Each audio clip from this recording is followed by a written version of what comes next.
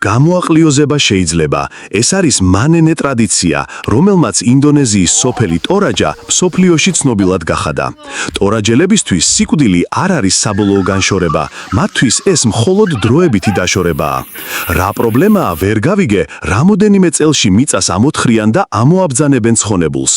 მოკლედ ისინი ცხონებულებს რამოდენიმე წელიწადში ერთხელ აწუხებენ, ან შეიძლება არც აწუხებენ, რას გეიგებ ვაფშე რამეს. ამოყავთ საფლავებიდან, ასუფთავებენ, ტანსაცმელს უცვლიან, სუფრაზე ცხონებულებთან ერთად ხდებიან, ვითომც არაფერი, სელფებსაც იღებენ, ჰე, ღმერთო მაპატიე, მარა რომელი ავადმყოფი რას იზავს გაარკვიე ეხლა კარს მიღმა. გვამს ინახავენ მცენარეული ბალზამით ან ხსნარს ფორმალინს. კლიმატიც ხელს უწყობთ და მკვდრები კარგად ინახებიან, ასაკი არც ერთს არ ეტყობა. ტორაჯელებისთვის ეს რიტუალი წმინდაა, სიყვარულის და ერთგულების სიმბოლოა. ისე რომ რამე არც მე ვიტყოდი უარს კარგად შენახავაზე, მაგრამ ცოცხალი არავის უნდივარ და რია ვიცი. შენ რას ფიქრობ? კატ